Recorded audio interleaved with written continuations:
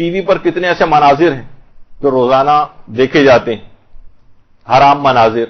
یہ ایک ایسی ظلمت و تاریکی دل کے اوپر پیدا کرتے ہیں. آپ دیکھ رہے ہیں کہ کتنے چابک دستی کے ساتھ مثلا موبائل فونوں کے اشتہارات پورے ناچ گانوں کے اوپر، ڈانس کے اوپر مشتمل ہوتے ہیں، اور بار بار آپ کو دکھائے جاتے ہیں. یہاں تک کہ آپ کو وہ اس کو کہا جاتا ہے کہ امیونٹی ختم کر دینا. یعنی ایک آدمی ہوتا ہے نا کہ بعض اوقات ایک چھوٹی چھوٹی ڈوز کے اندر اگر جسم کے اندر کوئی چیز جاتی رہے، امیونٹی جیسے پیدا کی جاتی، تو لو ڈوز میں جراثیم جسم میں انجیکٹ کیے جاتے ہیں تاکہ قوت مدافعت، تو یہ امیون ہو جاتے ہیں برائی سے. یعنی اب ان کو برائی تھوڑے دن بعد برائی نہیں لگتی. اتنی دفعہ آپ کو وہ ناچ گانا دکھا دیا گیا کہ اب اس کی برائی ختم ہو کہ ہر وقت ٹی وی کے اوپر چلتا رہے گا، سب لوگ بیٹھے ہوئے اس کو دیکھتے رہیں گے، کوئی برا ماننے والا نہیں ہوگا. اور سب سے پہلی وہ چیز جس کے بعد انسان برائی سے بچتا ہے وہ اس چیز کا برا جاننا ہے.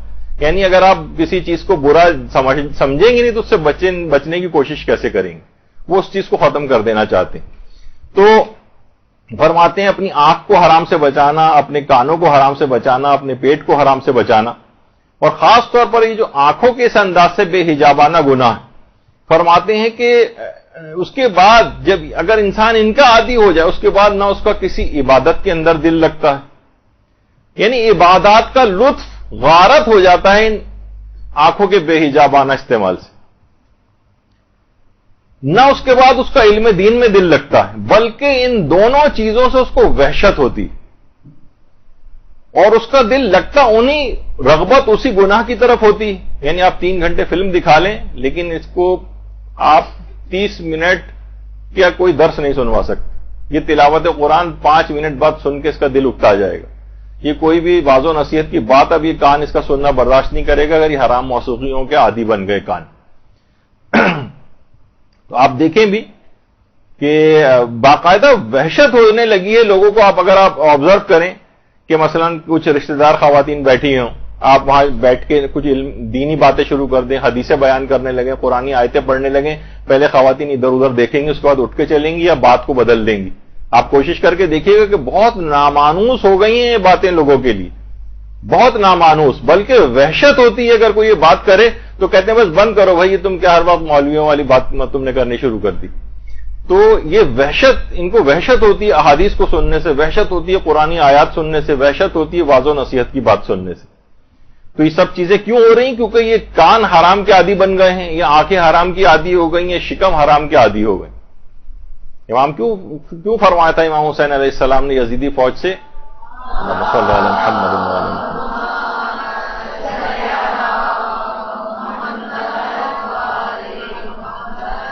میری باتیں تم پر اثر اس وجہ سے نہیں کر رہی کیونکہ تمہارے پیٹ حرام سے بھرے ہوں، حرام غذا.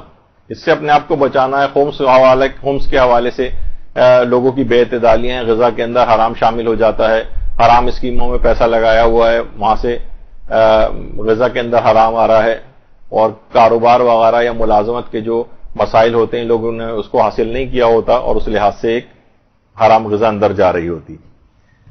اسی طرح سے حرام لمس بھی ہے، مثلا نامحرم کو ہاتھ لگانا یا اس انداز سے.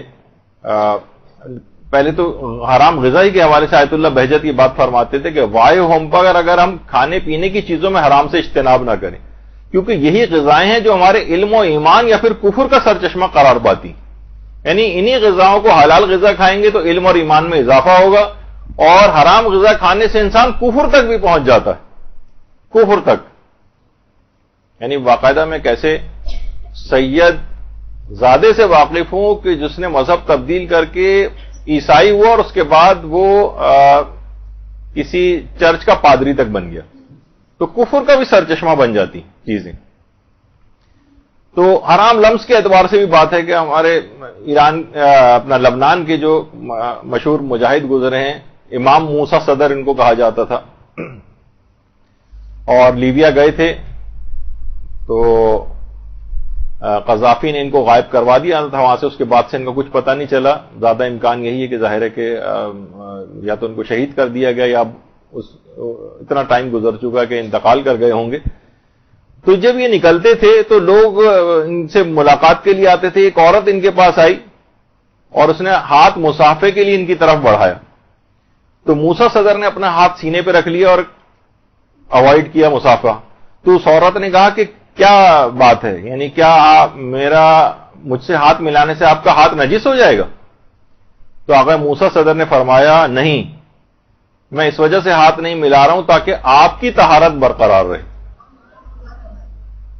تو یہ تمام چیزیں ایسی ہیں کہ تمام گناہوں سے اپنے آپ کو انسان بچائے۔ ایک عوامی مہم پہ انسان نکلا ہوا ہے، وہ اپنے ووٹرز کو عام طور پر آپ دیکھتے ہیں کہ لوگ اپنے ماننے والوں کو ان کے خلاف مزاج بات نہیں کرتے، لیکن جو اسلام کی تعلیمات کے اوپر عمل پیرا ہوتے ہیں وہ کسی بھی اللہ کے علاوہ کسی کو خاطر میں اس وقت نہیں لا رہے ہوتے۔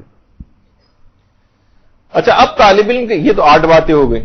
اب طالب علم کے لیے کچھ اور خصوصی باتیں ایسی ہیں کہ جو خاص طور پر کہی جاتی ہیں کہ اس کا خیال ان کو بہت رکھنا ہے۔